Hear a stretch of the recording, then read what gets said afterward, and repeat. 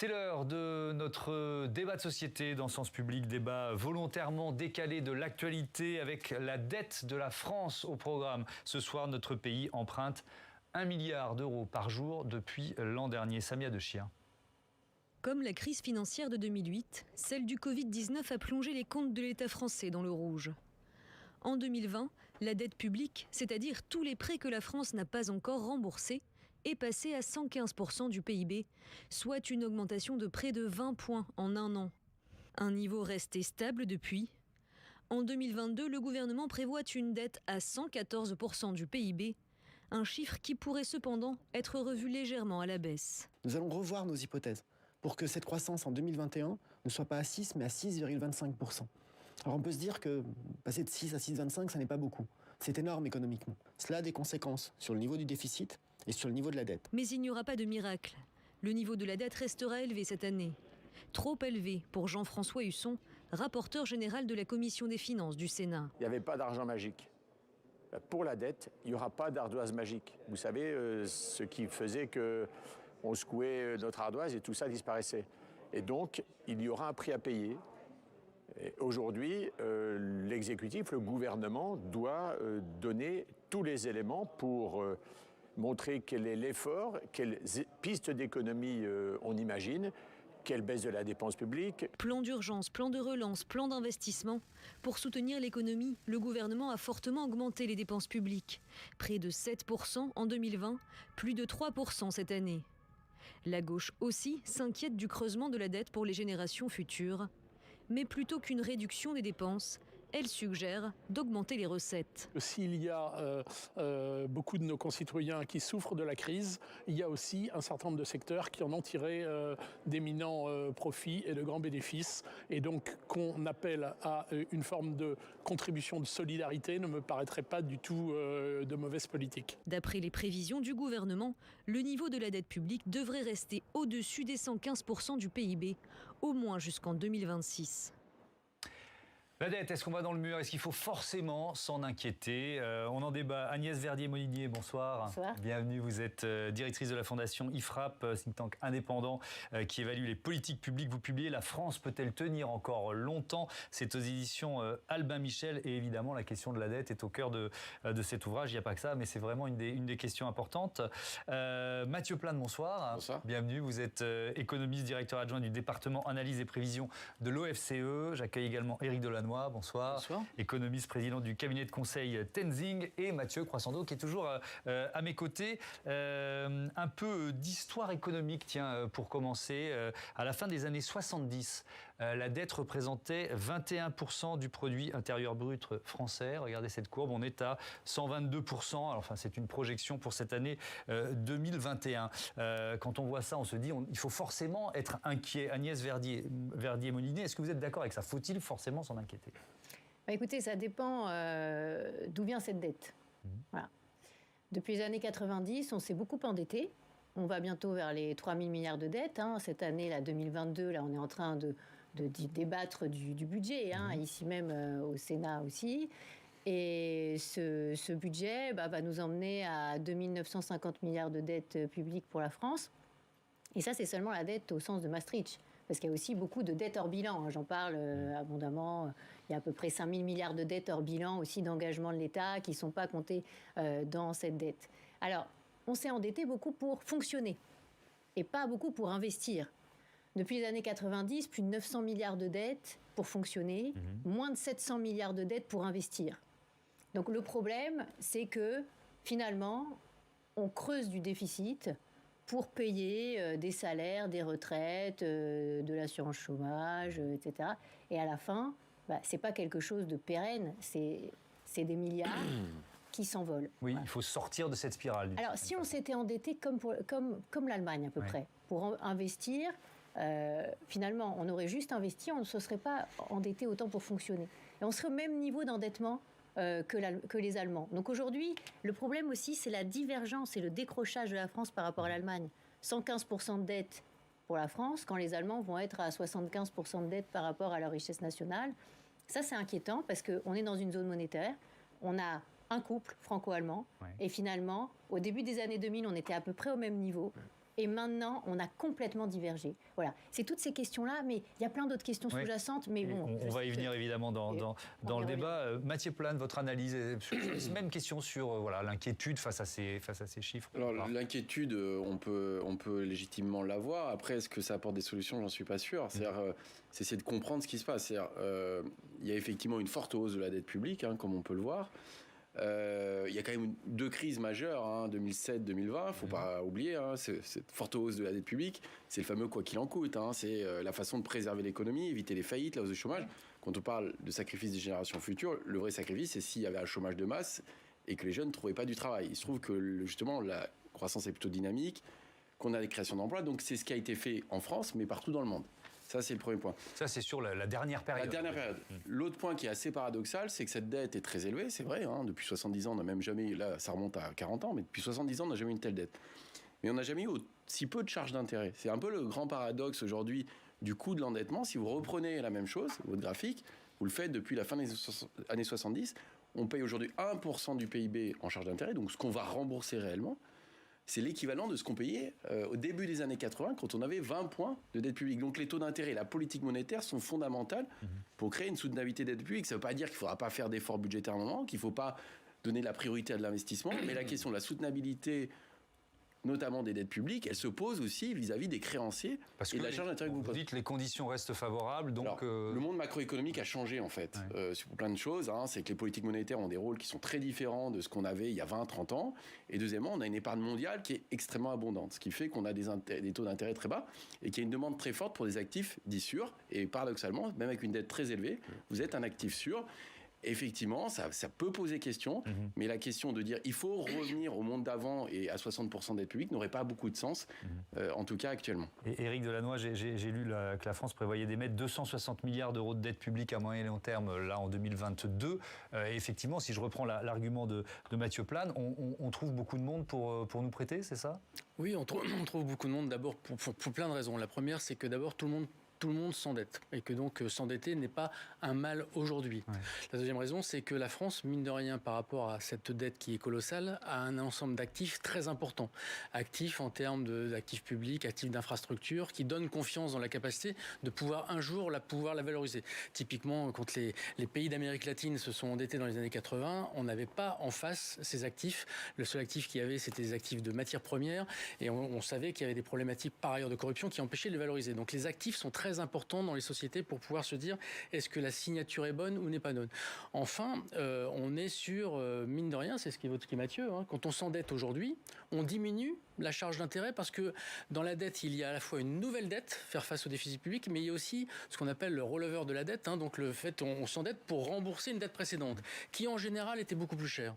Et qu'à ce titre-là, en empruntant 260 milliards, on continue aujourd'hui, dans les conditions d'endettement, à faire baisser la charge globale de la dette. Ouais. Ça ne veut pas dire qu'il faut le faire de manière absolue. Moi, je ne parlerai pas d'inquiétude, je parlerai de vigilance. Parce qu'on l'a vu, il y a plein de conditions qui font que l'endettement, aujourd'hui, il est soutenable. Maintenant, ce n'est pas des conditions absolues. Et ça nécessite une vigilance au niveau macroéconomique et notamment une vigilance au niveau européen. Et on pourra en parler tout à l'heure. Oui, on en parlera évidemment. Mais est-ce qu'il y a un enjeu de souveraineté nationale derrière cette dette, Agnès ? La question, ça a été qui nous prête, quoi. Ça a été beaucoup évoqué pendant toute la crise. Je parle de cette dernière crise, la pandémie, où finalement la BCE, la Banque Centrale Européenne, par le truchement de la Banque de France, et enfin c'est des rachats de dettes, enfin on ne va pas rentrer dans tous les détails, mais finalement la Banque Centrale Européenne a racheté beaucoup de dettes publiques. Pour la France, c'est à peu près la moitié des émissions, à peu près 200 milliards sur les 400 milliards d'émissions, parce que quand Éric parle, ou quand vous parlez des 260 milliards de besoins de financement à moyen long terme, là vous parlez de l'État. Vous ne parlez pas de la totalité des administrations publiques. Il n'y a pas que l'État qui s'endette. Il y a aussi la Sécu. Voilà. Il y a aussi, donc il y a toute une ribambelle de strates qui s'endettent aussi. Et puis, comme ça a été dit, il faut rouler la dette, l'ancienne dette. Donc on dit qu'on ne rembourse pas la dette, mais en fait, on est obligé quand même, quand ça arrive à échéance, si vous avez emprunté pour 4 ans ou pour 10 ans, au bout de 10 ans, vous êtes obligé de réemprunter pour financer la vieille dette. Et cette vieille dette, elle pèse. Donc la BCE, certes, elle nous a soulagés des émissions qui étaient liées à la crise du Covid, mais il y avait aussi toutes ces vieilles dettes qu'il fallait rouler. Donc là, on trouve des investisseurs sur le marché pour nous acheter cette dette. Et ceux-là, on ne sait pas trop qui ils sont, parce qu'il y a pas tant que ça de résidents qui détiennent, des résidents français qui détiennent la dette française. C'est à peu près 50% qui est détenu par des résidents et 50% par des non-résidents. Mais si vous enlevez la part détenue par la BCE, ben là, vous êtes plutôt à 65%. Hein. C'est les chiffres d'Olivier Dussopt. Donc ça veut dire que c'est 65% de non-résidents français qui détiennent la dette hors BCE. C'est ça. Hein, alors moi, quand je me suis penchée pour mon livre sur le sujet de qui détient la dette française, là, ça devient hyper flou. Parce que on ne sait pas trop. On sait qu'il y a des banques centrales, alors ça c'est sûr, il y a beaucoup de banques centrales qui achètent de la dette pour avoir finalement des réserves en devises. Mais là, moi on me disait, c'est beaucoup la Chine. Alors je disais, oui, mais combien Ah ben on ne sait pas. Alors, je suis sûr qu'il y a beaucoup de nos téléspectateurs qui découvrent ça. Ça rentre. Pardon, moi, je ne suis pas un économiste. Hein, je réagis vraiment en citoyen, en électeur. Je me dis, ça nous affaiblit potentiellement. Alors, ça nous affaiblit, sauf que... ça pourrait nous affaiblir, en fait. Principalement endetté en euros. Hein. Oui. C'est quand même important. C'est-à-dire qu'une dette extérieure, ça peut être les Allemands, ça peut être aussi les Italiens. Et donc, c'est aussi dans la même monnaie. Le risque, il est sur la dette extérieure. Notamment les crises de dette, elles passent aussi par des crises de change. Et notamment parce qu'il y avait des endettements vis-à-vis des pays externes et que la monnaie n'était pas soutenable. Oui, mais enfin là, il y a un peu l'épouvantail chinois, vous voyez ce que je veux dire ? L'épouvantail chinois, c'est dire, d'un coup, les Chinois diraient, j'arrête d'investir en France, je retire. Et les Chinois, ça ne représente pas beaucoup. Hein. Non, on ne sait pas, justement. Non, mais c'est tout peu, le sujet. C'est peu. Les estimations, c'est moins de 10%. Ouais, c'est moins de 10%. Et des estimations, oui, on n'en sait absolument rien aujourd'hui. On nous rassure en nous disant c'est 50% de la dette négociable qui est détenue par des banques centrales. Les gens se France Trésor doivent le savoir, mais bon. Non, mais en fait, c'est pas si simple que ça. Mais voilà. Allez, donc, pour aller au bout du raisonnement, ce qui est intéressant là-dessus, c'est effectivement, ça poserait un problème si vous étiez vraiment dans la ligne de mire des marchés, avec une banque centrale qui ne joue pas son rôle de prêteur en dernier ressort. Et effectivement, il peut y avoir une défiance des investisseurs vis-à-vis de la dette française. Il se trouve que dans un monde d'instabilité, en réalité, où tous les pays se sont beaucoup endettés, la France est aujourd'hui, malgré ce que dit Agnès, il y a des choses effectivement sur lesquelles on peut se poser des questions sur les déficits structurels ou des choses comme ça, est plutôt vue comme une valeur refuge. C'est-à-dire que l'Allemagne ne peut pas capter l'ensemble de l'épargne mondiale. L'Allemagne, c'est à peu près la référence absolue. Sauf que vous voyez que les États-Unis, avec le plan Biden, après Trump, etc., se sont énormément endettés. Le Royaume-Uni, c'est le Brexit. Et l'Italie est très endettée. Et l'Espagne a aussi un certain nombre de problèmes. Donc la France fait preuve d'une certaine stabilité. Et puis sa dette, comme ça a été dit, a une contrepartie, c'est qu'il y a quand même pas mal d'actifs. Et il y a aussi une épargne nationale qui est importante. Allez-y, rapidement. Pour finir sur ce sujet, qui me paraît très, très, très important. On ne connaît pas aujourd'hui les nationalités qui détiennent la dette française, ça c'est sûr.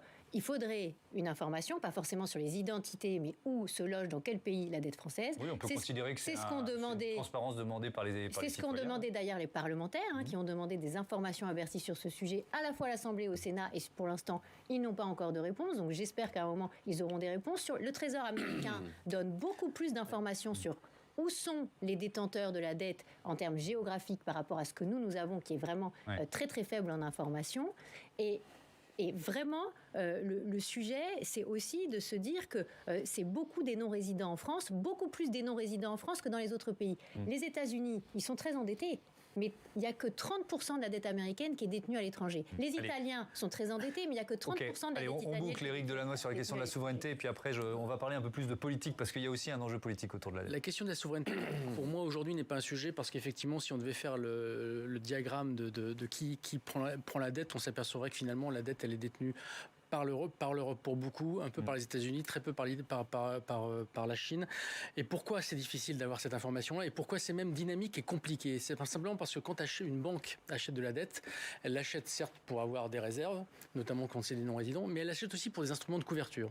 Couverture, c'est-à-dire se couvrir contre des problématiques de change. Donc elle va mettre en face des problématiques de change de la monnaie qu'elle aura empruntée. Ça veut dire que avec des instruments de couverture, l'argent bouge énormément.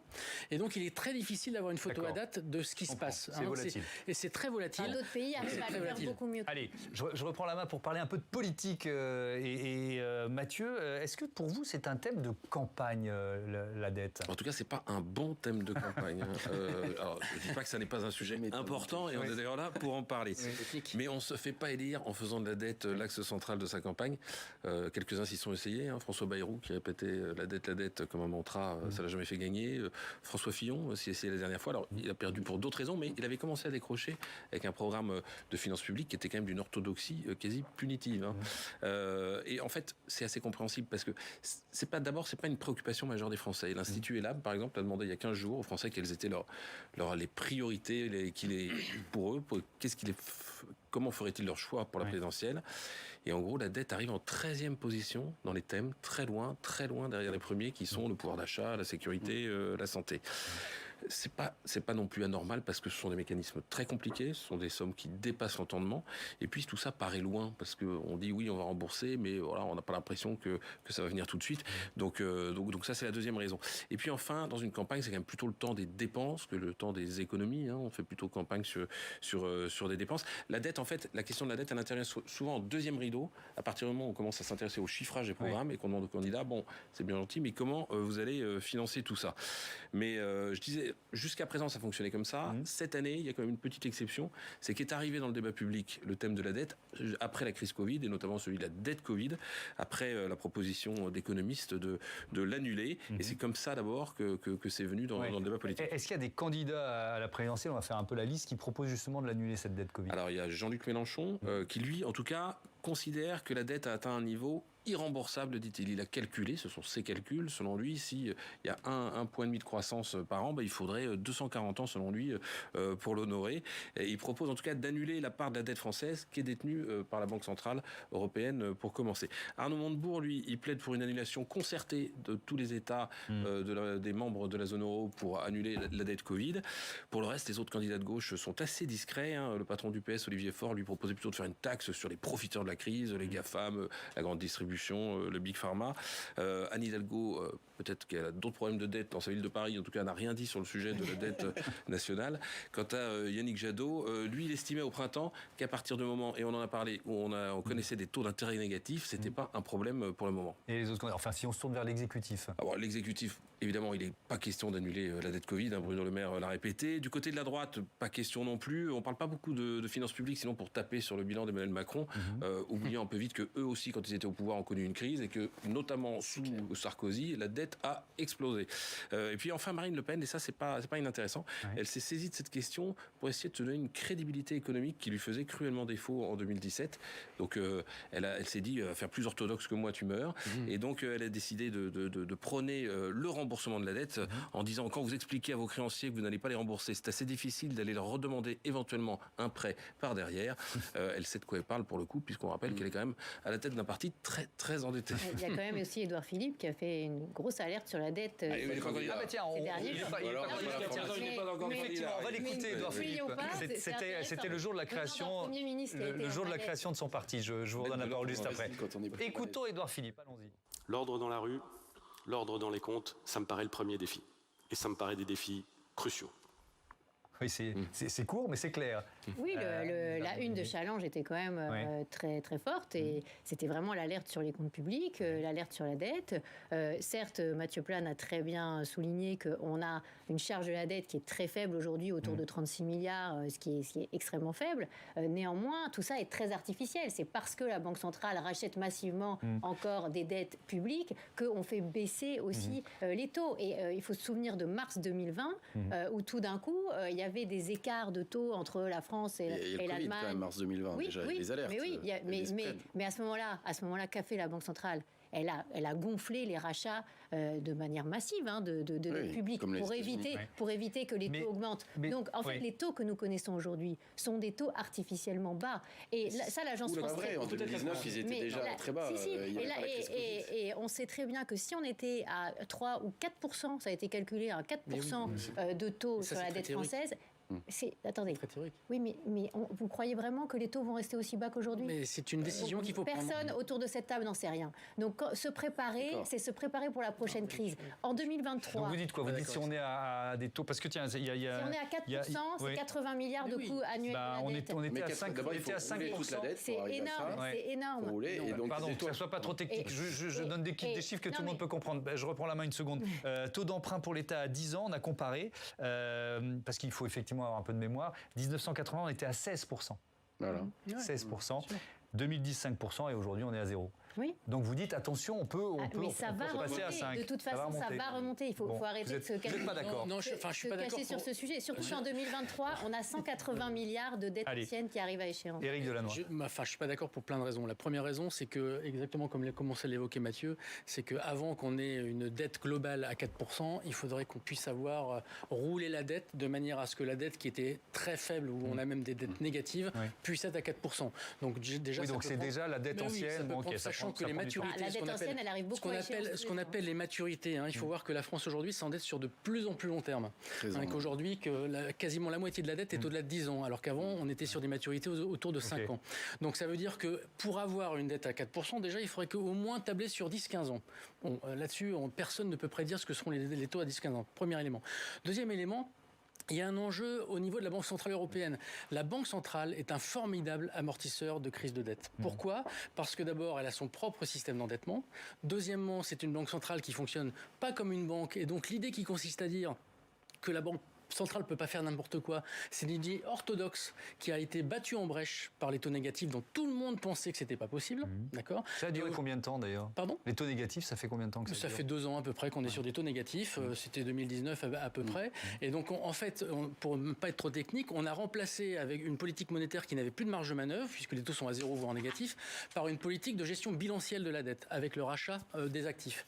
Et ça, on se rend compte que la Banque centrale, en ayant la possibilité de racheter ça, permet d'amortir les problèmes. Ça veut dire que les taux d'intérêt, on les pilote. Si jamais il y a un problème de taux d'intérêt, on fait en sorte que la Banque centrale qui s'engage auprès des pays européens puisse faire en sorte de conserver les taux bas. Le problème qui se pose, c'est un consensus entre les différentes banques centrales et qu'effectivement, entre les pays du Nord, qui sont moins endettés que les pays du Sud, il peut y avoir un dissensus qui provoque une crise au niveau de la BCE. Et ce dissensus peut arriver assez vite. Pardon, vous êtes économiste, ça va être en négociation vous êtes économiste, mais je voudrais vous poser une question finalement assez politique. Est-ce que la tonalité générale de cette campagne, que ce soit l'action du président de la République depuis plusieurs semaines ou plusieurs mois, on a un peu l'impression, bon là c'était le plan relance 2030, mais il y a eu beaucoup d'annonces et beaucoup d'argent et d'annonces à coups de milliards à chaque fois. Est-ce que vous croyez aussi que dans les promesses de campagne qui sont faites par les différents candidats, il y a cette idée d'un argent magique ou d'une campagne de l'argent magique. Est-ce que ça vous inquiète il y a plein d'éléments sur la crédibilité de la parole publique, sur ce que ça va donner peut-être comme climat social dans les années à venir. Comment vous percevez ce climat de campagne autour des promesses et autour de l'argent magique ? Alors, comme ça a été dit, la dette n'est pas une priorité aujourd'hui. Ça ne veut pas dire que ça ne le sera pas. Ouais. Ça c'est clair, qu'il y a finalement, on voit les programmes économiques sont très peu bouclés, c'est-à-dire on a des informations très partielles, on voit pas, on a des mesures, des annonces de baisse d'impôts ou de dépenses supplémentaires, mais on ne voit jamais les financements en face. Ouais. Après, on est dans un moment très particulier, effectivement, crise Covid, injection énormément massive, le quoi qu'il en coûte, c'est 200 milliards. Effectivement, le gouvernement en a aussi un peu profité pour faire des dépenses pérennes. La vraie question qui va se poser, à mon avis, c'est 2023. C'est aujourd'hui, les règles budgétaires ont été gelées en temps de crise, mais elles vont revenir à un moment donné, peut-être sous une nouvelle forme. Et c'est effectivement le verrou de Bruxelles. Ce qu'on appelle le pacte de stabilité, les critères de Maastricht qui ont évolué dans le temps. Mais la grande question, c'est quelles seront les nouvelles règles d'après-crise. Ça veut dire qu'effectivement, il y a un certain nombre de déficits qu'on appelle structurels qui ne seront pas durables. C'est-à-dire quand vous baissez durablement des impôts, sur la production, l'IS, la taxe d'habitation, à un moment donné, il faut aussi des financements en face.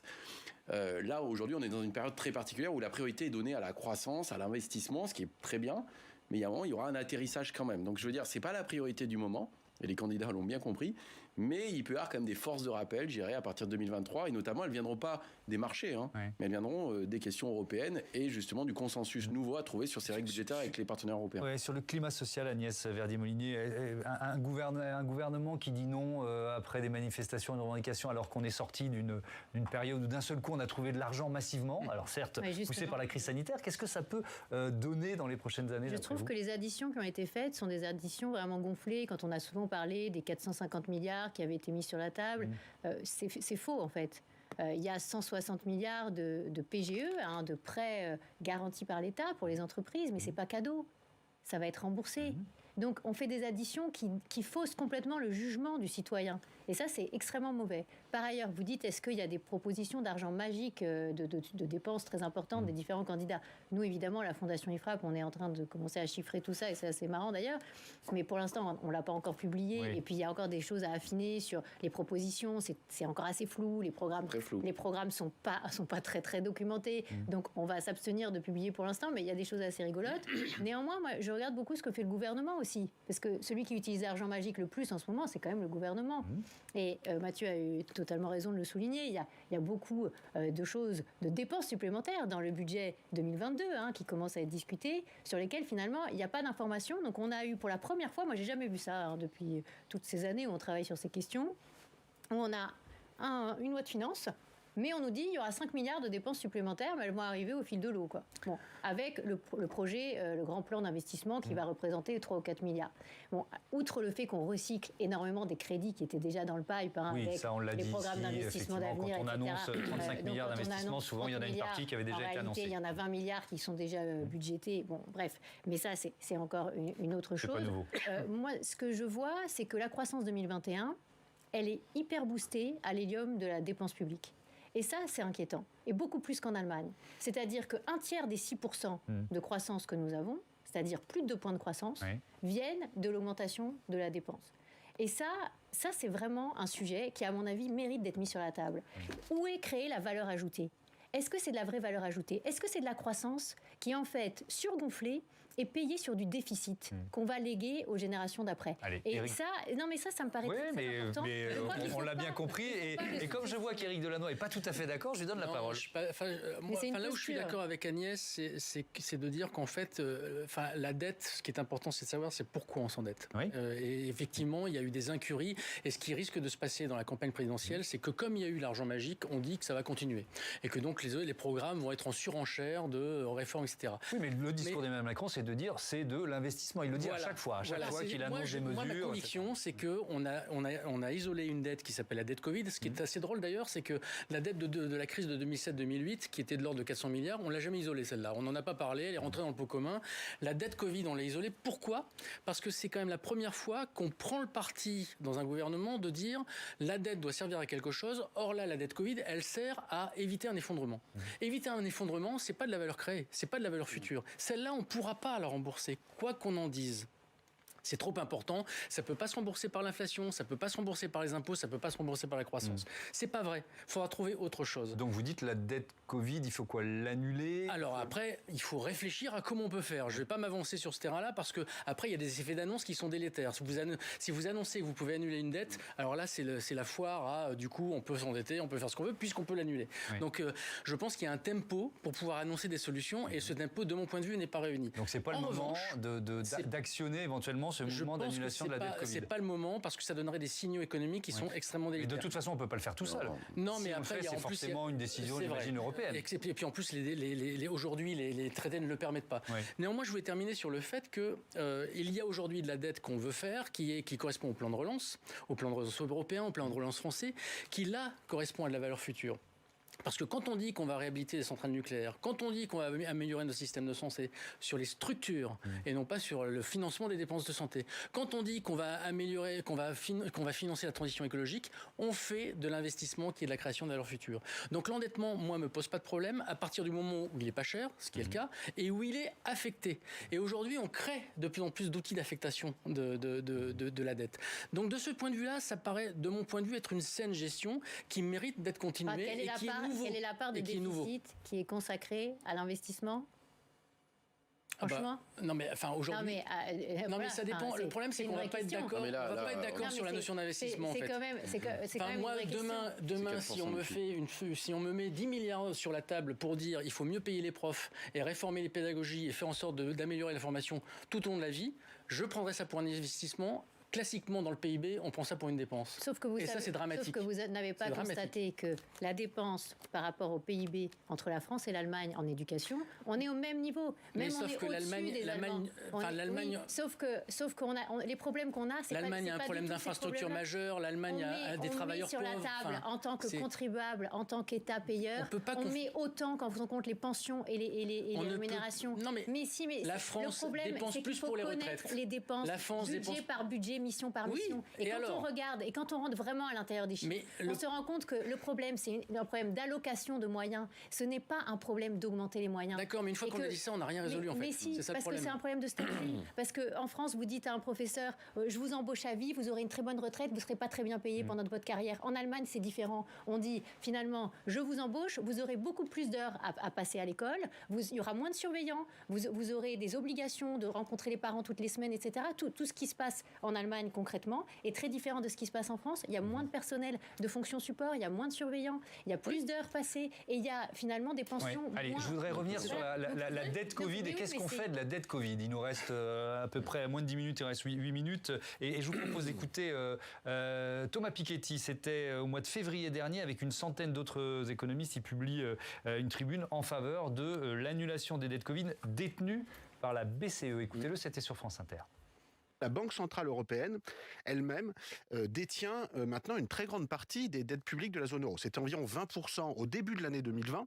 Et là, on s'approche de 30% parce qu'en fait, pendant l'année 2020, c'est la Banque centrale européenne qui a financé plus de 80% des émissions de dettes faites par les États européens qui ont permis d'éviter un effondrement complet des revenus des Français, des Européens, de l'économie. À partir de là, certains disent, bon, de toute façon, comme on ne va pas la rembourser et que c'est à taux d'intérêt zéro, ça ne sert à rien de l'annuler. On pourrait la laisser comme ça sur le bilan de la BCE pendant 50 ans. C'est vrai que nous, la position qu'on défend est un peu différente de dire, écoutez, puisque si on est d'accord sur le fait qu'on ne va jamais la rembourser, il faudra mieux officialiser la situation. Alors, ça ne va pas tout régler. C'est-à-dire que de toute façon, moi, je veux vraiment insister sur le fait qu'à la fin des fins, il faudra un prélèvement sur les plus grandes fortunes privées pour vraiment réduire l'endettement. C'est-à-dire qu'on ne va pas tout résoudre avec la BCE. Bon, Thomas Piketty fait aussi de la politique avec la solution qu'il évoque. On ne la remboursera jamais, cette dette Covid. Est-ce que vous êtes d'accord avec ça, Mathieu Plane? Alors, rembourser, ça dépend quelle est la trajectoire de dette publique que vous mettez dans le temps. D'ailleurs, on a créé un logiciel, nous, à l'OFCE, qui s'appelle Debt Watch, qui permet de faire des projections à long terme sur les différents paramètres. Bon, je ne vais pas rentrer dans le détail, mais la question, c'est la trajectoire future de la dette. C'est est-ce qu'on reste durablement à 120 ou 115% du PIB? Est-ce qu'on revient à 100? Est-ce qu'on se maintient? Voilà, tout ça est important. Sur l'annulation de la dette, savoir que cette dette détenue par la Banque centrale, elle appartient aux États en réalité. Et que, en fait, c'est la Banque de France qui détient en partie de cette dette. Et donc, on verse des intérêts, notamment pour rembourser, mais qui sont reversés par la Banque centrale à l'État. Donc, en fait, c'est nul, c'est une opération nulle. Donc, en fait, il n'y a pas vraiment de problème. Le risque, c'est d'affoler tout le monde en voulant annuler cette dette. Annuler la dette n'aurait pas de sens, sachant que la BCE est justement indépendante, même si elle appartient aux États. Vous voulez dire que l'Europe s'affaiblirait si elle décidait collectivement d'annuler la dette Covid? Les pays qui ont fait défaut sur une dette, c'est des pays qui ne pouvaient pas rembourser dans des situations financières. Ça veut dire qu'il faut le faire sans le dire, alors? Non, impossible. Si une BCE est indépendante, il faudrait que tous les États soient d'accord. Voilà. Et une fois de plus, cette dette-là peut être maintenue dans le bilan de la Banque centrale de façon extrêmement longue. Donc ça peut être amorti sur plusieurs générations. Donc étant donné que c'est ce qu'on appelle un choc exogène, c'est pas lié à une mauvaise gestion des finances publiques. Tout le monde a subi la crise Covid et a dû s'endetter pour sauver ses économies. Donc on peut traiter cette dette de façon différente, mais l'annuler par contre donnerait un signal qui serait extrêmement mauvais. Mais attention, dans le bilan de la BCE et en fait de la Banque de France, il y a 600 milliards de dettes françaises. Donc il y a beaucoup plus que la dette Covid stricto sensu. Et la dette Covid, elle représente quoi là-dessus? À peu près 300. Donc en fait, tout le monde dit n'importe quoi sur ces sujets. C'est-à-dire que quand vous regardez... Ici, j'espère que non. Non, mais quand vous regardez ce qui est dit, c'est-à-dire il n'y a qu'à annuler ce que la BCE détient comme dette française. D'abord, il y a 2 fois plus de dettes détenues par la BCE que de dettes Covid. Non, mais Donc, ça reste mais le résultat, le raisonnement reste le même. C'est quand même un sujet. Ensuite, Mathieu a complètement raison de dire qu'en fait, c'est la Banque de France qui détient. À partir du moment où, si vous annuliez, en fait, vous creusez le bilan de la Banque de France et derrière, vous êtes obligé de refinancer potentiellement. Mais si, vous êtes obligé. Non, justement. Donc, de toute façon, c'est pas une solution. Voilà, c'est pas une solution. Ça ne sera jamais une solution. La bonne solution, c'est mieux gérer nos finances publiques. Voilà, mais en fait, mais si, c'est mieux gérer nos finances publiques. On a déjà eu ce différent-là, Agnès. On a 84 milliards de surcoût de production, de surcoût administratif de la France qui pèse sur nos finances publiques tous les ans. Mais il ne faut pas confondre deux choses. Éric Delannoy, à son tour. Il ne faut pas confondre deux choses. Mieux gérer les finances publiques, oui. Évidemment qu'on a des fonctionnaires qui ne sont pas bien employés. Mais c'est même pas le seul sujet, c'est la dépense sociale. Évidemment que là, on est social. Mais bon, il y a aussi des choses qui sont très bien. Nous sommes le pays le plus redistributif en France, qui avons le meilleur système de retraite. Après, il faut savoir si c'est bien ou pas bien. C'est un autre sujet. Le meilleur système de retraite, mais les sommes ne sont pas les mêmes. D'abord, Piketty, quand il parle d'aller capter la richesse chez les plus riches, d'abord, c'est déjà ce qu'on fait. Je rappelle que 70% du revenu, des impôts sont payés par 10% des contribuables, même pas. Donc c'est déjà fait, on est déjà très surfiscalisé. Et en plus, les montants, on augmentait les impôts, on serait dans l'ordre de 15 milliards par an, un peu plus, ce qui n'a aucune commune mesure avec ce qu'on doit rembourser. Donc c'est pas la solution. C'est pas la solution. Donc oui, il faut améliorer la gestion des dépenses publiques, mais le système de la BCE, c'est faux de dire que ce n'est pas possible. Moi, autant je suis pas d'accord avec Piketty sur les solutions apportées, autant il faut imaginer des solutions hétérodoxes qui sont sur la dette Covid. On est bien d'accord. Pour pouvoir faire en sorte de la gérer. Et les solutions hétérodoxes, c'est quoi ? C'est faire en sorte de regarder qui la détient, effectivement, et puis on peut se poser la question de savoir si dans les paradis fiscaux, il y en a qui la détiennent ou pas. Ça pourrait être aussi intéressant de regarder. Moi, annuler la dette sur des gens qui la détiennent dans les paradis fiscaux, ça ne me pose aucun problème. On pourrait se poser la question de savoir, cette dette-là, comme elle est détenue par la Banque centrale, effectivement, on peut faire une gestion bilancielle différente de la Banque centrale, et ce n'est pas vrai de dire qu'on ne peut pas les refinancer. J'entends ça, mais vous nous disiez tout à l'heure, pardon, je vais dire un mot, Agnès, je vais dire un mot. Le mot confiance, je vais dire un mot, le mot confiance, la confiance des créanciers de la France. Vous dites, attention à la confiance, c'est-à-dire que si, de la France ou de l'Europe d'ailleurs, donc si on annule cette dette Covid, on risque de perdre la confiance. Toute dette est une forme de dette perpétuelle en réalité. Ce qu'on appelle rolling, c'est qu'elle se renouvelle. La question, c'est la trajectoire de dette qu'on veut sur les 50 prochaines années. C'est pas la même chose de dire on doit revenir à 60% du PIB de dette ou revenir à 100% sur 50 ans. Là, on est à 120%. Mais parce qu'il n'y a pas de formule miracle. Je veux dire, même si on parle des retraites, imaginons qu'on fasse un gros choc sur les retraites. Il faudra bien que quelqu'un paye au bout du compte. Donc, ça aura un effet sur la croissance, ça aura un effet sur les revenus, ça aura un effet sur les profits. Et cette croissance-là, elle a un effet sur la soutenabilité de la dette. Donc, c'est plein de paramètres, la dette. Donc, c'est extrêmement compliqué et ça se gère dans le temps long. L'erreur, c'est de penser qu'il va falloir réduire très vite cette dette. Par exemple, qui créera un choc récessif sur l'économie. C'est l'erreur qui a été faite en 2011-2012, où on a eu un choc d'austérité majeur. Un choc par l'impôt surtout. Et ça, il faut que vous le disiez, Mathieu. L'austérité fiscale. Oui, mais dites les choses. Alors, il y a eu un choc sur les impôts. On n'a pas baissé les dépenses. D'accord, mais après, ça, c'est vous choisissez ce que vous voulez dire. Mais si vous baissez fortement les dépenses de retraite, je ne suis pas sûr que ça aura un effet sur un effet sur la croissance. Bref, dans tous les cas. Peu importe. La question, c'est comment vous préservez la croissance. En fait, la dette, la capacité de rembourser la dette, c'est votre PIB. Oui. Donc le risque, c'est de vouloir réduire trop vite la dette, c'est de casser la croissance et de rendre insoutenable, justement, le remboursement de la dette. Donc, ce qui est important, c'est les institutions, la confiance dont vous parlez, et notamment le rôle de la Banque centrale, et d'avoir une crédibilité sur le long terme dans vos trajectoires. Et cette crédibilité, elle s'acquiert par les réformes structurelles, les réformes de fond. Le message est passé. Un dernier mot. On arrive à la fin. L'avantage sur les retraites, c'est fondamental. Il va falloir travailler plus et plus. C'est passionnant. C'est les économistes, là, ils se lâchent pas les uns les autres. L'avantage de la dette Covid, c'est que tout le monde a dû en prendre un petit peu. C'est-à-dire que même l'Allemagne a fait de la dette Covid. Et l'intérêt de cette dette Covid, c'est que tout le monde en a eu, et donc il n'y a pas de problème de crédibilité à faire en sorte que tout le monde la baisse. Et c'est pour ça que ça va passer par un effet de conviction au niveau de l'Europe pour faire en sorte de trouver un moyen commun de pouvoir la gérer. Et ça, c'est possible et c'est inédit. Moi, ce que je pense, c'est qu'il faudra trouver des solutions hétérodoxes pour gérer cette dette Covid qui est inédite. Inventer des solutions. Mais oui, comme on a inventé les taux négatifs qui étaient impossibles aux yeux des surtout les bonnes réformes qu'on n'a jamais faites. C'est la fin de ce débat. Merci beaucoup. Merci à tous d'y avoir participé. Agnès Verdier-Molinier, je rappelle le titre de votre livre, La France peut-elle tenir encore longtemps ? C'est publié aux éditions Albin Michel. Voilà, merci à tous de votre fidélité. Voilà, on est content parce que vous êtes de plus en plus nombreux à nous regarder tous les soirs, donc ça fait plaisir. Mathieu Croissando, vous tenez la boutique demain. J'ai l'honneur de vous remplacer. Ah oui, non mais ça c'est du bonheur. On sait, je sais que ça va très bien se passer comme la dernière fois. Donc ça, je vous laisse l'équipe et la boutique avec plaisir. Je vous retrouve moi lundi puisque je vais partir au Congrès national des sapeurs-pompiers de France pour m'occuper notamment des orphelins des pompiers dont je suis le parrain. Voilà, ça fait partie aussi de mes missions.